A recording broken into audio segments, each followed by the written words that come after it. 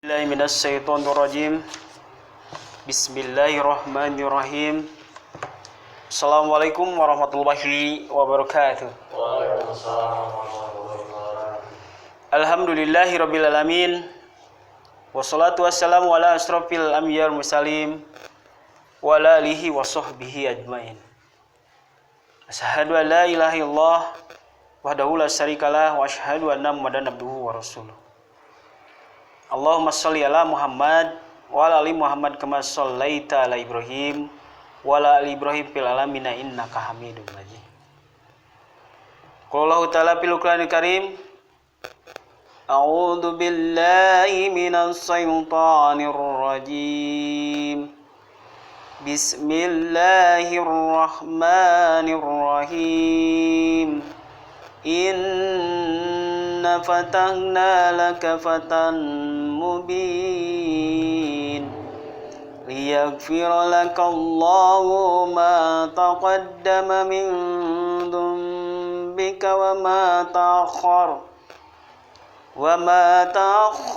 wa yutimma ni'matahu 'alaika wa yahdiyaka siratan mustaqim wa yansuranallahu nasran azizا.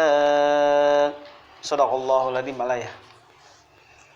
Iwan Pidin walhamdulillah. Alhamdulillah. Mari kita panjatkan puji dan syukur kepada Allah Subhanahu wa taala yang dimana kesempatan malam ini walaupun dalam kondisi hujan rintik-rintik, kita masih diberikan oleh Allah kesempatan dan kesehatan sampai sejauhnya adalah kemampuan sehingga bisa melangkahkan kaki kita sejauh untuk mencapai mardotilah, yaitu ridhonya Allah. Kita patut bersyukur kepada Allah dengan mengucapkan hamdalah, alhamdulillahirabbil alamin, atas segala kenikmatan yang sangat besar, terutama kenikmatan yang tidak semua orang mendapatkannya, yaitu nikmat iman dan nikmat Islam. Duduk dalam Islam, duduk dalam keimanan, itu adalah sangat kenikmatan yang sangat besar. Tidak ada tandingannya daripada kenikmatan-kenikmatan yang lain. Iwan Bidiyakumullah, insyaallah setidaknya bahwa kita ini pada hari ini menggugurkan suatu kewajiban sebagai mukmin wal mukminat, yaitu talabul ilmi. Karena kewajiban untuk menuntut ilmu itu adalah kewajiban bagi seorang mukmin laki-laki dan seorang mukmin perempuan. Jadi secara hukum menuntut ilmu itu adalah wajib. Kalau bisanya itu tidak diwajibkan, tapi menuntutnya menjadikan suatu ketentuan wajib. Makanya insya Allah mudah-mudahan kita sebagai mukmin setidaknya bisa menggugurkan suatu kewajiban itu. Dan sampai sejauhnya kita terus mengumpulkan supaya menjadikan suatu pembenaran ilmu bagi kita, dan tidak cukup hanya sebagai ilmu yang kita dapat saja, apalagi sampai sejauhnya menjadikan suatu hafalan.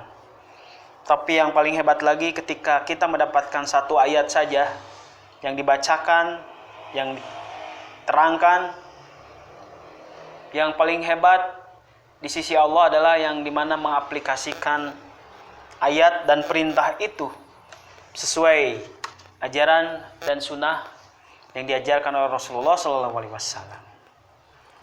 Iwan Pidin walhamdulillah. Makanya daripada itu, insya Allah kita mudah-mudahan diberikan suatu istiqomah oleh Allah, sehingga dalam kondisi apapun kita bisa melangkahkan kaki kita menuju majelis-majelis ilmu ataupun majelis taklim dimanapun berada. Tidak lupa juga salawat serta salam semoga tercurah dan terlimpahkan kepada junjungan kita Nabi besar Nabi Muhammad Sallallahu Alaihi Wasallam, kepada keluarganya juga, kepada para sahabat serta para pengikutnya sampai kita semua. Alhamdulillah. Dan mudah-mudahan bahwa kita ini terkhusus para pemuda dan pemudi digolongkan sebagai orang-orang yang akan mendapatkan suatu syafaat. digolongkan menjadikan suatu orang-orang yang diberikan kemenangan. Karena kemenangan itu adalah salah satu pemberian dari Allah. Yang namanya perjuangan itu tidak diukur kebenaran dalam suatu perjuangan menuju suatu puncak pencapaian suatu risalah itu tidak diukur menang dan kalah. Jadi dalam perjuangan lamun eleh berarti itu salah, tidak. Dalam perjuangan dia itu menang berarti dia itu benar, tidak. Jadi perjuangan itu tidak diukur menang dan kalah. Jadi kebenaran itu tidak diukur dengan menang dan kalah. Yang namanya menang dan kalah itu, apalagi kemenangan yang nyata itu Allah yang berikan. Tapi Allah hanya cukup memerintahkan kepada kita, apalagi seorang mukmin, yaitu hanya suatu proses saja. Bagaimana sampai sejauhnya ketaatan kita kepada Allah dan kepada Rasul-Nya. Apakah kita menjalankan prosesnya ketika dalam menuju suatu perjuangan? Makanya kita niatkan dalam diri kita, yang penting kita terus berjuang dan menjalankan suatu proses. Adapun hal sesuatu, kemenangan Allah yang akan berikan. Seperti yang diajarkan ataupun diberikan kemenangan kepada para nabi terdahulu. Berbeda-beda kemenangan itu diberikan, risalah kemenangan itu diberikan kepada para nabi. Dari zaman Nabi Ibrahim, Nabi Nuh, Nabi Musa, sampai sejauhnya Nabi Muhammad, itu berbeda-beda. Allah memberikan proses kemenangannya itu. Tapi apakah ketika Allah perintahkan prosesnya itu dijalankan dan tidak? Udah gampang Allah mah. Ketika pada hari ini melihat secara fenomena bahwa Islam itu terus terpojokkan dan terfitnahnya, apalagi di media. Silakan saja Iwan Pidinullah wal akhwat, para pemuda, lihat dengan fenomena pada hari ini fitnah-fitnah terhadap Islam itu sangat gencar. Islam diadu dombakan. Dan makanya Allah mudah ketika Allah berikan kemenangan Islam kepada kaum mukmin yang betul-betul mukmin sejati, gampang. Mungkin Allah turunkan suatu azab ataupun berikan suatu kehancuran kepada orang-orang kafir, mudah saja. Tapi bukan itu yang Allah harapkan. Yang Allah harapkan itu adalah ketaatan dan bagaimana usaha seorang mukmin sejati itu untuk memperjuangkan suatu kemenangan, memenangkan agama Allah di muka bumi ini. Nah, Iwan Pidinullah, makanya di dalam surat Al-Fat yang tadi saya bacakan, inna fatahna laka fatham mubin, bahwa sesungguhnya kami telah memberikan suatu kepadamu kemenangan yang sangat nyata. Jadi nyata bahwa kemenangan itu Allah berikan secara nyata. Kalau saya pernah ajarkan kemarin itu tentang sejarah, bahwa yang disebut dengan sunatullah itu, ketetapan Allah itu tidak akan pernah berubah sampai akhir zaman ataupun alam dunia ini dihancurkan. Bahwa risalah itu, Islam itu suatu saat akan ada di atas, yang disebut dengan futuh fatah falah. Islam itu suatu saat akan di bawah, dalam kondisi yang disebut dengan patrah. Jadi di alam dunia itu tidak ada lagi orang yang bukan orang. Mungkin bisa jadi orang-orang secara individu banyak yang melaksanakan perintah Allah tapi tidak menjadikan suatu kekuatan. Kan ketika kekuatan itu berbentuknya individu tidak akan menjadikan suatu kekuatan yang sangat besarnya. Siga nyere gitu. Nyere lamun sorangan-sorangan hirupna pisah-pisahkan tidak akan menjadikan suatu kekuatan. Jangankan nyere eta bisa mersihan sampah nu loba, anu saeutik tidak akan biasa mampu. Ketika nyere eta diamnya itu berindividu, sorangan-sorangan. Tapi nyere itu menjadikan suatu kekuatan ketika nyere itu disatukan. Makanya ketika Islam itu dalam kondisi patrah tadi, patrah teh kekosongan, maksud kosong teh bukan tidak ada orang yang taat dan tunduk kepada Allah, ada pada waktu itu, tapi tidak menjadikan suatu kekuatan, tidak bersatu ataupun tidak menjadikan suatu institusi ataupun komunitas. Sampai sejauhnya komunitas kecil gitu. Amul besarnya suatu jamaah yang besar. Nah, patrah. Tidak ada seorang pimpinan yang menjadikan suatu, menginstruksikan dalam satu komando gitulah, untuk bisa menggerakkan sejauhnya bagaimana suatu menggerakkan Islam itu supaya menang. Tidak ada pada waktu itu yang disebut dengan patra. Ada lagi karena sunatullah itu dari zaman dulu bahwa Islam itu ada yang masa dalam suatu kebangkitan. Ingaran bangkit berarti hudang sare karek lamun dinu ngagoler mah diuk eta bangkit namanya set hudang. Yang namanya bangkit itu kan belum bisa bergerak untuk melangkah ataupun belum bisa berlari karena bangkitnya. Tapi setidaknya maksud bangkit di sana itu bangkit seperti apa, Kang? Ada suatu komunitas, ada suatu kekuatan, ada suatu paham-paham, ada suatu keinginan-keinginan dari individu-individu Islam tadi yang mempunyai kebenaran dalam hatinya secara individu, secara sasia bersatu gitu. Islam tadi kieu wae gitu. Didinya asa salat sorangan, orang salat sorangan atau membuat kekuatan tak bersatu. Maka dalam suatu komunitas ataupun dalam suatu jamaah itu ada ketika jamaah itu bisa beriringan langkahnya itu, maka ada satu komando yang disebut dengan pimpinan. Imam teh kalau di dalam sholat. Maka kata Sayyidina Umar itu, la islama illa bil jamaah. La islama illa bil jamaah. Bahwa Islam itu tidak ada kecuali berjamaah. Jadi Islam itu tidak disebut Islam illa kecuali berjamaah lamun orang dalam duduk suatu jamaah. Nah, maka menjadikan suatu kekuatan. Ada lagi Islam itu akan kembali lagi suatu kemenangan. Itulah dalam suatu proses perjuangan. Maka pada hari ini yang saya akan bahas itu bagaimana secara sasyah dulu. Kan jadi perjuangan di dalam menegakkan ataupun berjalan di dalam Islam itu Rasulullah mengajarkannya itu awalnya itu dengan sasyah tobiyah. Sasyah thayyibah. Naon Kang sasyah thayyibah teh? Sasyah thayyibah itu adalah diri-diri yang baik. Tanamkan dulu dalam diri. Perbaiki dulu diri. Perbaiki dulu akhlak. Jadi Rasulullah itu memperbaiki dulu akhlak. Kapan Rasulullah itu berbaik akhlaknya itu dari awal. Dia Allah dibimbing oleh Allah, Rasulullah itu dibimbing oleh Allah dan malaikatnya dari sejak kecil gitu. Akhlaknya itu terjaga. Dan setelah bahwa akhlak kita ini, bahwa dalam Islam kita ini baik secara sasyah, cukup Rasulullah itu hanya untuk diri sendiri kan tentunya. Maka Allah perintahkan bangun lagi kekuatan, menjadikan suatu usroh thayyibah. Usroh teh naon? Keluarga yang baik. Berarti ketika Rasulullah sudah menikah dengan Siti Khadijah pada waktu itu, dia mendapatkan suatu kebenaran disebut dengan wahyu, untuk cukup kesorangan, sampaikan lagi kepada istrinya. Sampaikan lagi kepada kerabat yang terdekat, Abu Bakar. Kepada kerabat yang terdekat lagi, Sayyidina Ali. Maka menjadikan suatu yang disebut dengan keluarga yang baik, usroh thayyibah. Lamun seorang suami mah kepada istrinya, istrinya kepada anaknya, kepada ibunya, kepada mertuanya. Kan kieu. Ini teh siapa? Salsa ya? Salsa itu merasa pada hari ini itu merasa nikmat duduk dalam Islam. Kalau Salsa ulin gitu ke kota ataupun kemana, ke tukang baso, baso teh sangat nikmat sekali.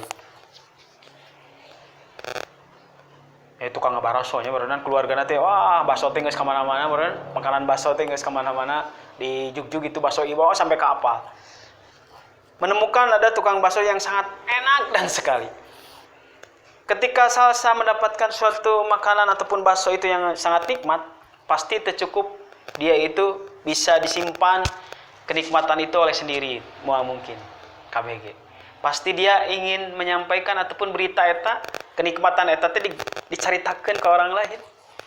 Ya, sok. Balik ke imah, mah apa tuh? Tadi mah pas di jalan eta makan bakso jajan. Menikmat pisan. Baksona teh indah kieu. Di mana tadi dinya ieu? Ketika kita mendapatkan suatu kenikmatan selalu ingin menyampaikan kepada orang lain berita itu teh. Tah, kenapa tuh ketika pada hari ini kita mendapatkan kenikmatan duduk dalam Islam, mendapatkan suatu berita-berita wahyu kebaikan dalam Islam, dan menjadikan suatu kenikmatan, kenapa tidak disampaikan lagi kenikmatan itu kepada orang lain gitu? kepada orang tua, kepada ayah, kepada adik, dulur? Ataukah kita ini belum bisa merasakan nikmat cicing di Islam, sehingga kita tidak bisa mengabarkan kepada orang lain ataupun ngobrolkan kepada orang lain? Seperti halnya Rasulullah ketika duduk dalam suatu kebaikan, kenikmatan, Khadijah dan lain, selalu menyampaikan kepada orang lain. Ya, cicing dinu Islam teh aduh indahna. Nikmat. Jadi ulah hal dunia wae mendapatkan kenikmatan teh dibijakeun ka batur teh atuh. Alhamdulillah bima tos aya nama meser motor anyar deui. Wah, hebat kan kitu. Dunia selalu dibijakeun, tapi kenapa ketika duduk dalam Islam, ketangan dalam Islam, urang teu selalu kabar gembira eta teh ngabibita ka batur, sok bejakeun atuh. Geningan dalam Islam teh indahnya. Saya menggeus karasa aya nama maca Quran ge geus rada nya ilmu-ilmu teh geningan, baca Al-Qur'an teh kudu kieu kudu tartil bejakeun nya. Dina Al-Qur'an teh geningan banyak perintah-perintah kudu kieu. Bejakeun kepada orang lain. Di mana sih ngajina? Ya itu dicariin di Al-Qur'an, hayu geura urang ngadengikeun kan ngajak. Itu yang disebut dengan dakwah. Ngajak dakwah. Dan yang disebut dengan dakwah itu adalah kewajiban seorang mukmin. Kewajiban seluruh mukmin itu adalah kewajiban dakwah itu adalah ditujukan kepada seluruh mukmin, seperti halnya thalabul ilmi. Bahwa thalabul ilmi itu adalah wajib bagi laki-laki mukmin dan perempuan mukmin. Bahwa yang disebut dengan dakwah itu adalah kewajiban laki-laki mukmin dan perempuan mukmin. Itu dakwah. Ya tadi teh dakwah teh menyampaikan berita kebaikan, kenikmatan kepada orang lain gitu, atau dakwah teh tadu kues. Jadi dakwah teh lain wae berceramah, khutbah lain. Menyampaikan suatu hal yang nikmat kepada orang lain, eta dakwah teh. Teu bisa gitu menyampaikan suatu kenikmatan. Atau bisa jadi belum bisa menyampaikan belum bisa menyampaikan kepada orang lain teh, kitanya belum bisa merasakan kenikmatan dalam Islam juga nama. Da urang mah Islam na teh nya ibadah na teh selalu hayang ditukeran wae ku dunia. Sigana urang mah teh kitu nya, kitu teh kieu contohna. Sok geura rajin tahajud. Ngara gampang jodoh. Sok geura hudang peuting. Sok geura rajin salat duha ngara gampang rezeki. Jadi ibadah nanti selalu ingin digantian ke dunia. Ya baca ayat ieu tah 10 kali 100 kali ke bakal aya gampang rezeki. Baca surat At-Talaq sampai ke 70 kali supaya gampang kan rezeki. Jadi baca Qur'an yang digantian ke dunia. Lamun udang peutingna tahajudna selalu hayang digantian ke dunia, selalu dunia. Itu mah dampak. Emang Allah itu selalu memberikan ngabibita kepada kita. Ketika kalian rajin ini, maka Allah akan berikan seperti ini. Nya eta mah bonus satu ngaranna. Tapi tetap tujuannya ketika kita ingin sholat tahajud, sholat duha, tetap itu karena Allah Ta'ala. Dan dampaknya mah ngeruh. Bisa akan terjadi. Tapi rugilah ketika ibadah kita hanya ingin digantian ke dunia saja. Rugi atuh. Ketika ibadah kita hanya ingin digantian ke dunia saja. Kalau diberikan ta dunia. Seperti ada yang disebut dengan munculnya suatu hadis bahwa amalu biniat. Bahwa amal itu tergantung niat. Nah, sebab nate awal nate muncul ayat itu teh ataupun hadis itu teh ketika masa hijrah, ketika masa diperintahkan hijrah, nah hijrah teh pindah ya, kadeta hijrah teh artinya teh pindah. Jadi zaman dulu ketika komunitas ataupun jamaah Rasulullah, komunitas Rasulullah, kelompok Rasulullah yang dibawa Nabi Muhammad, mukmin pada waktu itu ditindas oleh kafir-kafir Quraisy. Di mana? Di Mekah. Karena Rasulullah itu dakwahnya pertama itu di Mekahnya, masa Mekah. Oh, eta teh nya ditindas, diolok-olok, disebut kelompok, tema kelompok nu galelo hungkul, disebut kelompok orang gila. Rasulullah amajun geus sagala beak we. Di musuhan gitu. Ketika Rasulullah itu disebut nanti kelompok yang selalu membawa berita baru. Wah. beki dia kelompok Rasulullah itu, jamaah Rasulullah atau mukmin pada waktu itu adalah ditindas terus. Sampai-sampai kata Allah, maka Nabi Muhammad berhijrahlah ke Yasrib, ke Madinah. Gelombang pertama pergi, gelombang kedua pergi gitu ya, untuk bareng. Dan diperintahkan kepada orang-orang mukmin yang ikut bergabung dengan Nabi Muhammad pada waktu itu dengan Rasulullah. Wahai mukmin, pada hari ini kita harus hijrah karena perintah dari Allah. Berpindah, mari kita ke Yasrib, ke Madinah. Pada waktu itu ada banyak orang-orang itu berbeda-beda niatna. Aya nu niatna kieu. Ayo harek kieu abi mah. Ya Rasulullah, aku mau ikut. Sugan we di ditu teh loba gadis menang jodoh. Kan niatnya gitu ya. Kata Rasulullah, tenang naon? Allah akan berikan ketika niat Anda itu tujuan tadi hijrah pindah ke Madinah ngilu ke Yasrib itu karena seorang wanita, maka Allah akan berikan wanita. Dibere gitu. Ada lagi karena dunia, karena bisnis sebenarnya. Pas ketika pada waktu posisi di Mekahnya jualan ataupun dagangnya, perniagaan sepi ataupun kurang. Ya Rasulullah, Nabi Muhammad, aku ingin ikut ke sana, siap. Mudah-mudahan we di ditu teh rek buka warung dagangna sing payu. Ya, Allah berikan. Tapi hampir kebanyakan perintah hijrahnya itu karena Allah Ta'ala. Barang siapa yang hijrahnya itu karena wanita, maka Allah berikan. Barang siapa yang Allah berikan, tapi Allah tidak berikan keridhaan Allah. Barang siapa yang karena hijrahnya itu karena perniagaan, karena dunia, maka Allah berikan dunia. Tapi akhirat Allah tidak berikan. Dan barang siapa niatnya hijrahnya itu karena Allah, maka Allah akan berikan dunia dan akhirat gitu. Mendingan bonus eta. Dunia namunang, akhirat namunang. Dan yang disebut dengan pada waktu itu yang disebut dengan perjuangan. Nah, Iwan bidanakumullah, maka kita kembali lagi bahwa yang disebut dengan kemenangan, bahwa yang disebut dengan kekuatan, bahwa dalam suatu Islam itu supaya menjadikan suatu kuat itu, untuk mencapai kekuatan itu harus ditopang dalam suatu kekuatan, suatu berjamaah. Maka terbentuklah yang disebut dengan sasiyah thayyibah, lalu usroh thayyibah. Ketika keluarga kita mempunyai keluarga kita menjadikan suatu keluarga baik, maka tingkatkan lagi menjadikan suatu qaryah thayyibah. Qaryah teh kampungnya. Kan hebatnya lamun ayeuna sacaringin ieu kabeh geus hararade gitu. Emang teh hararade Kang gitu. Nya maksudna teh taat dan tunduk terhadap agama dan aturan Allah. Tidak cukup hanya sholat saja gitu ibadahnya. Tidak cukup hanya ngaji saja. Terus saya ngaji, terus saya neangan ilmu gitu. Sampai ke Al-Qur'an ge hatam sabaraha kali, hatamna ge lain maca sampai ke tahfidz.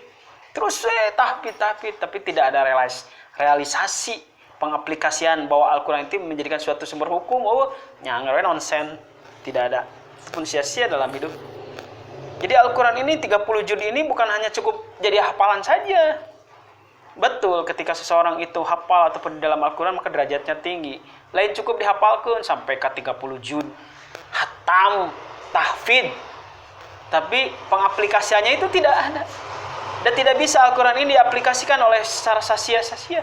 Oleh diri masing-masing tidak bisa. Perlu suatu kekuatan, perlu suatu jamaah. Kalau di dalam surat Al-Imran, coba buka. Al-Imran 113 kalau sih salah. Bagaimana sih Allah anjurkan dalam Islam itu? Oh. Ada yang mau sedekah? Surat Al-Imran 113 atau 112 kalau salah. Mari. Mencari. Bentar. Ataupun 102 kalau nggak salah. Bentar. Oh iya, 102 berarti bukan 113. 103. Yuk. Ada yang mau sedekah? So, katalah. Ku kiroah ya. Kayak ku ahwat terjemahkan.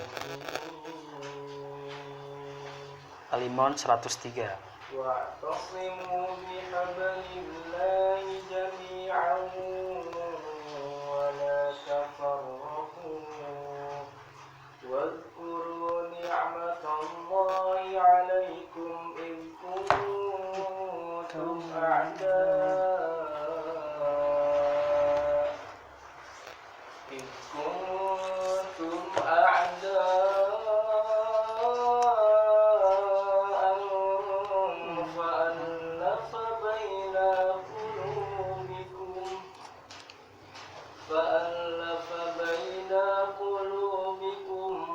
asbahtum bi ni'matihi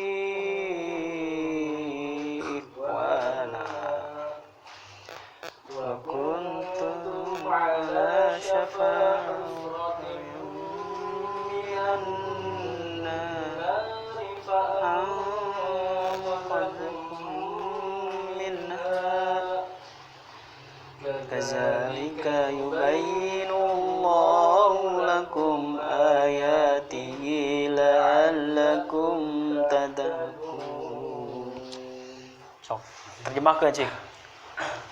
Dan berpegang teguhlah kamu semuanya pada tali agama Allah, dan janganlah kamu bercerai-berai. Dan ingatlah nikmat Allah kepadamu ketika kamu dahulu masa jahiliyah bermusuhan. Lalu Allah mempersatukan hatimu, sehingga dengan karunia-Nya kamu menjadi bersaudara. Sedangkan ketika itu kamu berada di tepi jurang neraka. Lalu Allah menyelamatkan kamu dari sana. Demikianlah Allah menerangkan ayat-ayatnya kepadamu agar kamu mendapat petunjuk. Jadi kalau di dalam ayat, lihat ayat ini, surat Al-Imran 103, bahwa Islam itu akan mendapatkan suatu kemenangan, bahwa Islam itu akan menjadikan suatu kekuatan, bahwa Islam itu akan ayat Al-Quran ataupun menjadikan suatu syariah harus terbentuk suatu kekuatan. Maka Allah perintahkan wa'tasimu bihablillah, dan berpegang teguhlah wa'tasimu bihablillah kepada tali Allah. Tali Allah itu naon? Jami'an dalam suatu tatanan ataupun jamaah. Dan berpegang teguhlah kamu semuanya pada tali agama Allah, dan janganlah kamu bercerai-berai. Wala taparoku. Jadi harus yang menjadikan suatu garis besar. Yang pertama ketika Allah memerintahkan bertegang teguhlah dalam suatu tali agama Allah, yaitu Islam. Wala taparoku, ketika ada bahasa wala taparuk, janganlah berpecah berai, berarti ada perintah awalnya itu bersatu.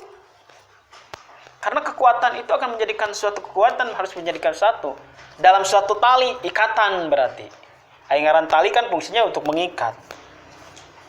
Dalam suatu tali agama Allah, yaitu al-Islam. Kan coba lihat pada hari ini Islam itu tercerai-berai tuh. Merasa selalu mengakui paling benar, orang kelompok yang paling benar, orang paling benar. Paling parah deui orang geus moal ngiluan ka jamaah soranganan.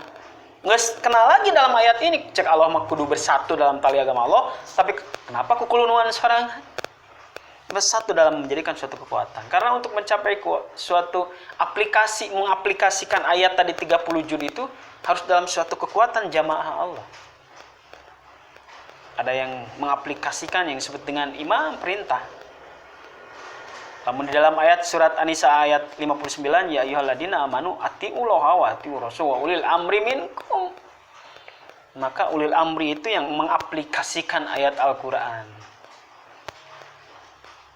Mengaplikasikan ayat Al-Qur'an. Kenapa fungsinya yang disebut dengan wa ulil amri minkum? Kenapa fungsinya yang disebut dengan Rasulullah?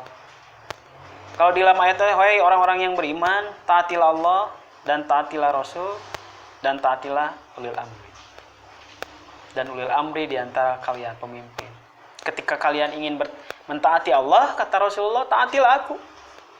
Lamun maneh yang taat kepada Allah, ikuti fattabi'uni, taatilah Rasul.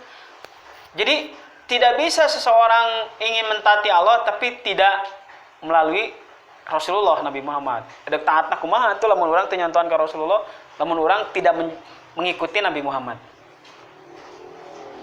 Tah kejadian zaman baheula teh ketika orang-orang jahiliyah Quraisy disebut sasar ataupun kufurnya itu, dia ingin taat kepada Allah, dia tahu Allah yang menciptakan, tapi dia itu tidak mengikuti yang dibawa oleh Nabi Muhammad Rasulullah SAW. Sedangkan dalam ayatnya atiullah wa atiur rasul, ikutilah Nabi. Urang mah teu kudu ka Rasul, langsung aja dalam Al-Qur'an. Al-Qur'an geus aya naon deui. Bagaimana mengaplikasikan ketika ya ayyuhalladzina amanu ataupun ya ayyuhalladzina amanu aqimus shalah. Hai orang-orang yang beriman, tegakkan salat. Lamun urang teu ngikuti Rasul, kumaha salat teh? Da Al-Qur'an mah hanya perintah salat saja, berarti diterjemahkan, dijabarkan oleh Rasul dengan para hadis-hadisnya. Terus dengan kondisi pada hari ini Rasulullah SAW, Nabi Muhammad itu sudah tidak ada, ayat itu tidak buntu. Allah terangkan lagi, wa ulil amri minkum, karena Allah menutup kenabiannya itu terakhir Nabi Muhammad. Wa ulil amri minkum. Dan barang siapa ingin mentaatiku, kata Nabi, namun mana hayang mentaatiku, maka ikutilah dan taatilah amir-amir, ulil amri, para pemimpin di antara kalian yang terdekat. Barang siapa yang mendolimi terhadap amirku, sama dengan kalian mendolimi diriku. Dan barang siapa yang mendolimiku, berarti kalian mendolimi Allah. Jadi sosok pemimpin dalam Islam itu, dalam suatu jamaah itu, menjadikan sesuatu sangat strategis untuk taatnya kepada Allah dan kepada Rasulullah. Untuk mengaplikasikannya, maka bikinlah suatu kekuatan. Wala taparoku, janganlah kalian berpecah belah. Eta. Saya fenomena pada hari ini dilihat oleh kita kan banyak tahfidz Quran, jago hadis, wah banyak. Tapi ketika dia untuk mengaplikasikan, kumaha sih gitu. Dia tahu puasa. Dia tahu batal kalau di dalam hadis lamun batal teh kudu kieu batal teh. Lamun batal puasa kodona kieu, lamun di perjalanan paham dalam segalanya. Tapi sebetulnya ketika mengaplikasikannya secara syar'inya dia itu bingung. Ketika ada perintah bahwa bulan suci Ramadan ya ayyuhalladzina amanu kutiba alaikumusiyam, kapan sih puasa itu? Karena ada waktu, karena telah waktunya ditetapkan dan ditentukan. Siapa yang menentukan puasa itu? Saum awalnya. Dan siapa yang menentukan bahwa puasa itu harus buka? Lain buka maghrib, nah ya mah beres Ramadannya. Apakah 30 hari, apakah 29 hari? Yang penting kata Rasulullah bahwa puasa itu 1 bulan, ada 30, 29. Tapi yang menentukannya siapa? Apakah saya sendiri karena saya jago hadis, ngegali sorangan, kumaha secara hukum-hukumna, wah ketentuan dalam hadis kieu kan tidak bisa.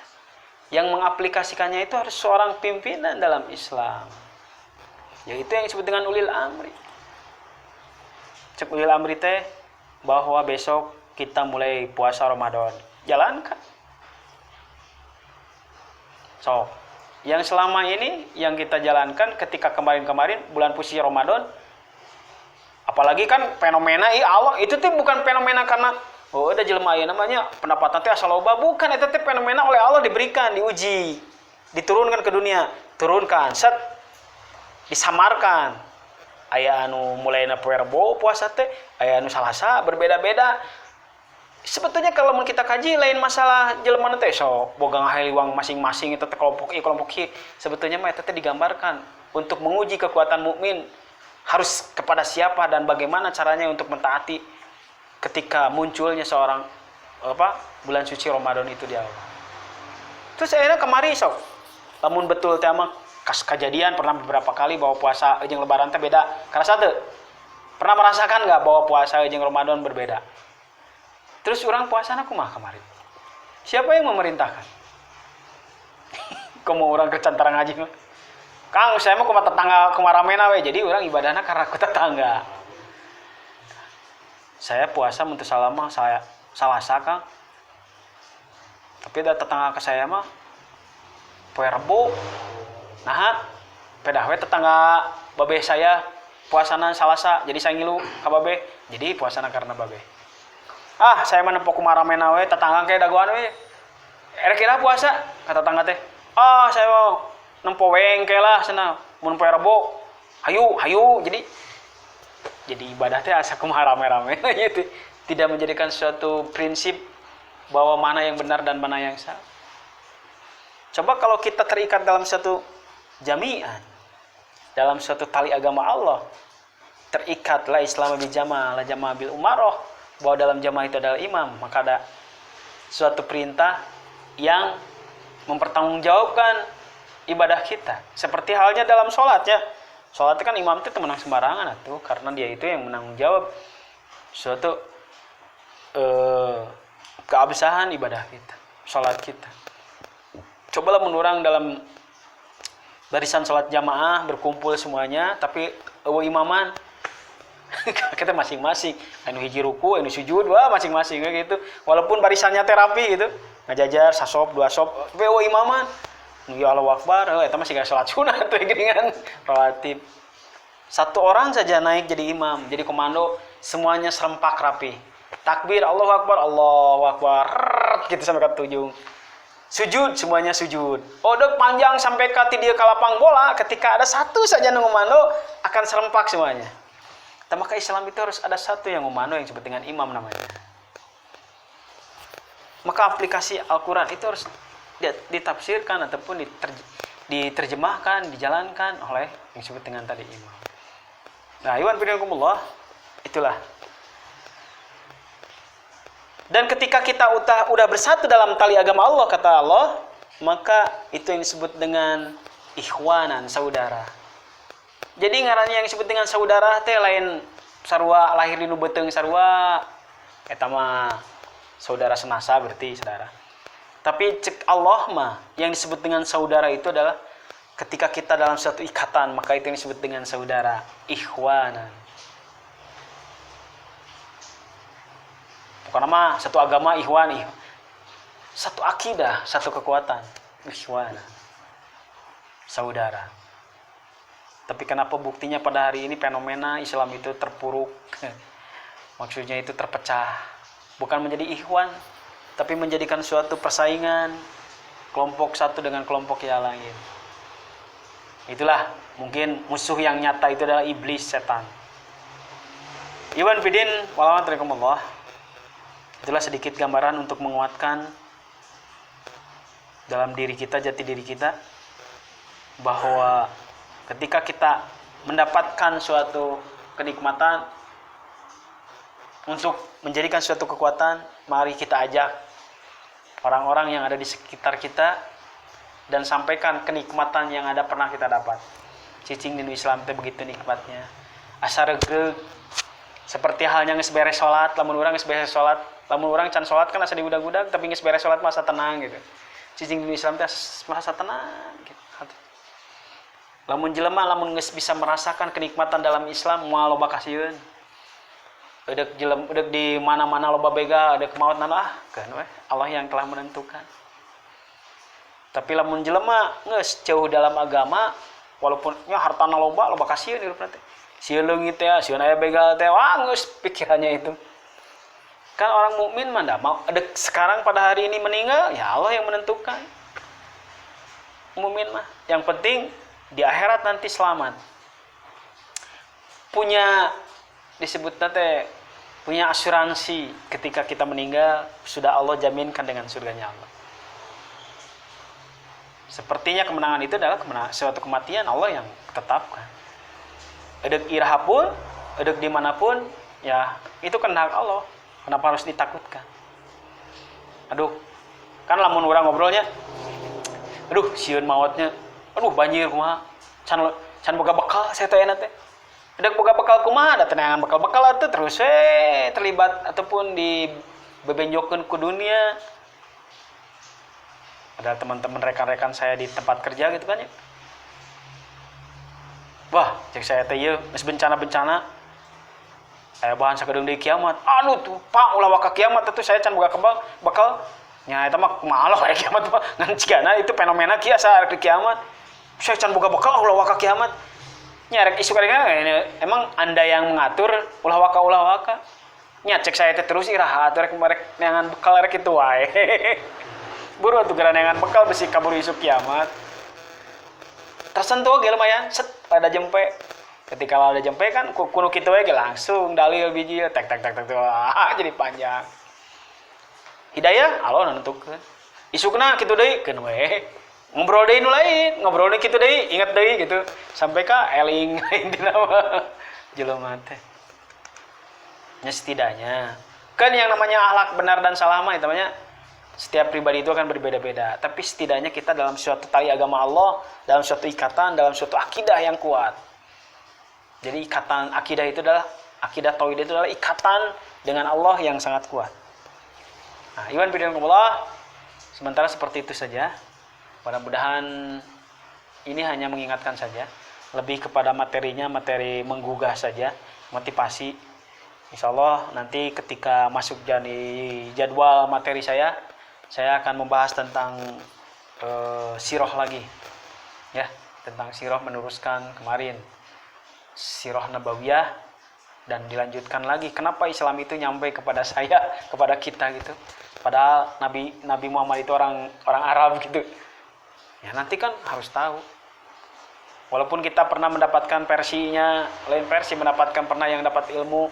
Wah, pada abad ke-7, pada abad kesekian, datangnya pedagang mujarad ke Indonesia, ke wilayah Indonesia ujung ke Aceh-nya itu mah. Silakan saja nanti kita bahas insya Allah. Mudah-mudahan. Karena Islam itu akan menjadi kuat, kebenaran itu menjadikan suatu kuat ketika digali sejarah. Apakah betul Islam yang pada hari ini kita jalankan ini sesuai yang diajarkan ataupun ada benang merahnya dengan keterikatan Nabi Muhammad SAW. Kenapa pada waktu dulu itu banyak para wali? Siapa sih para wali itu nya? Nah, sebetulnya para wali itu kan bukan orang-orang Indonesia, tapi orang-orang bisa jadi ya orang-orang Mesir, ada orang-orang Palestina yang diutus Rasulullah untuk berdakwah kepada Indonesia, ke Nusantara. Insyaallah nanti. Ya. Iwan bidangullah yang pasti mudah-mudahan bahwa pada hari ini yang dijalankan oleh kita, Islam yang ada di dalam diri kita bukan Islam turunan tapi Islam yang benar-benar atas dasar ilmu, atas dasar yang ada benang merahnya daripada Rasulullah SAW. Cukup sekian. Mudah-mudahan banyak guna dan manfaatnya. Benarnya dari Allah, kekurangan dari saya pribadi. Mohon maaf. Rabbana la tuzigh qulubana ba'da idh hadaitana wa hab lana min ladunka rahmatan anta wahhab. Rabbana atina fid dunya hasanah